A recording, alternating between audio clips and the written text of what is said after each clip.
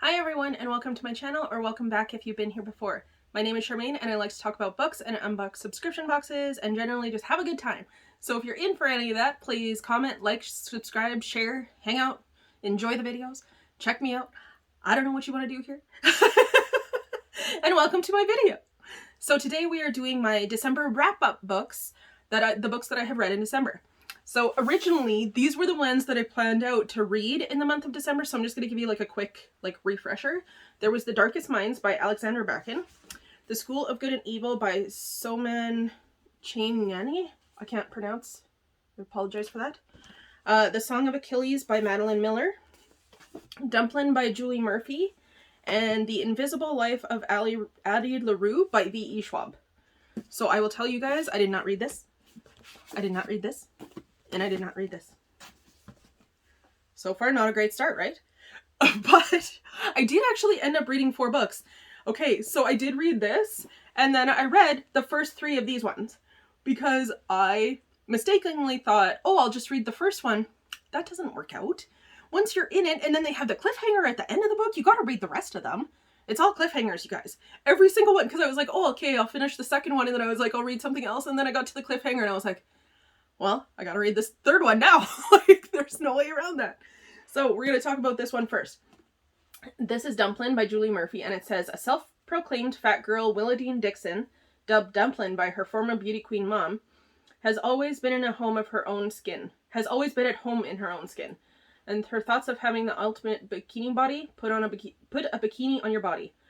With her all-American best friend beauty Ellen by her side, things have always worked until Will takes a job at Harpy's, the local fast food joint, where she meets private school Beau, a hot former jock, and Will isn't surprised to find herself attracted to Beau, but she is surprised when he seems to like her back.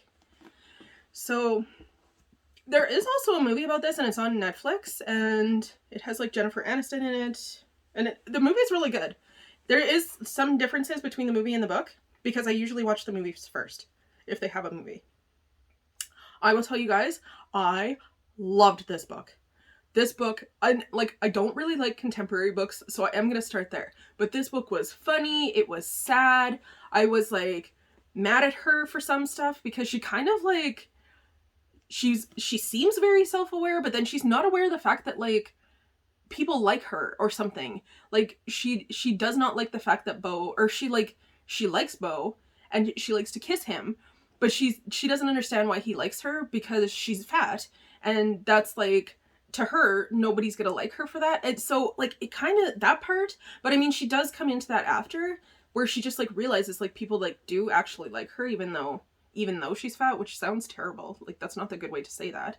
But anyways, it doesn't have anything to do with her weight. It's her personality, which honestly, the older you get, the more you know that, because like I'm 43 now, and personality is where it's at, because looks fade and personality is a good place to be. So you want to make sure that you have good personality. So I did enjoy this book. It was different than the movie, and there's like Beau in the book, and then there's another boy in the book that she dates a little bit, and I like the other guy better. So I was kind of disappointed at the end. I think you guys can figure that out, and that's a spoiler, and there you go. But yeah, like honestly, like, good book. It talks about Dolly Parton in it. I keep flipping it around. Like, I don't know what to do with my hands. But like, yeah. So it was a good book. They did have a lot of Dolly Parton references in it. They did talk about her aunt. They go and meet like the drag queens, and the drag queens help her with like the pageant and stuff. All around good book. If you've seen the movie, it is also a very good movie. I highly recommend them both. I don't know star systems, so I'm going to go with like a 4. I think it's a 4. It's maybe not a 5, but I really enjoyed it, and I did like the story at the end, even though it made me mad a couple of times. A 4. So the next one that I did was I read the Alexandra Bracken series. I have 2 in paperback, and then I have 1 on the audiobook. And I had also seen this movie. I really, really enjoyed this movie. And then I picked up the book, and they're so much better. Oh my gosh. Okay. So essentially what it is, like, I didn't even explain this stuff. She's gonna be into a beauty pageant because her mom was in a beauty pageant. So she signs up, and like the other bigger girl in the city signs up, and like the outcasts sign up, and they all try and like go through the pageant system to be a beauty queen, I guess. That's pretty much it. I'm not explaining that very well, but so for this one, it's like a dystopian world. There is all of the kids that are between like, just like before puberty, like it starts kind of like when they're young, and there's this IAN disease, and essentially what happens is they get superpowers. So there's reds, orange, greens, yellows, and blues. There's the 5 colors, and they each do different things. Like the reds can control fire, oranges have telepathy, thank you, where they can like control each other's minds, like not float stuff, but control each, like other people's minds, or like read other people's thoughts kind of thing. Then there's blues, they can do the telepathy, where you can throw stuff. I don't know, are those the same thing? I guess so, because that's the only one I can think of, but they can like move stuff. So there's that. There's yellows that are electrical, so they can mess with anything that's electrical and like give power to stuff or take power away or accidentally like electrocute people.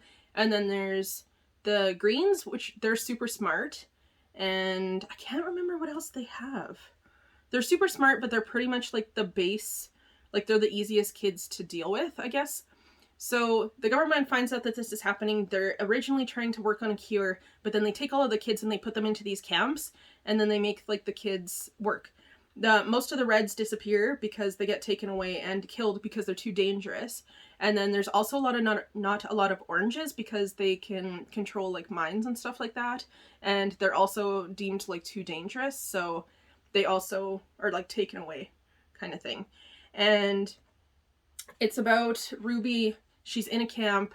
She accidentally erased like her parents' mind. That's a huge spoiler right there. I'm just gonna do spoilers this whole video, so prepare yourself, or you know, I don't know how to do it without it. So yeah, in this book, it's essentially her getting away and her meeting these 3 other people, and then they travel around together in a van, and they're trying to escape the skip tracers is what they're called, and they're like the people who collect the kids and then turn them into the government or turn them into the camp to get money. And they end up coming to a camp called Eastlake, I think it was called, and it's run by another orange, and Ruby's an orange, but she's been hiding for a while as not an orange. And so then the orange from that camp, whose name is Clancy, teaches her how to be an orange and like how to use her powers and stuff like that. And fantastic book, fantastic series. I highly, highly recommend it.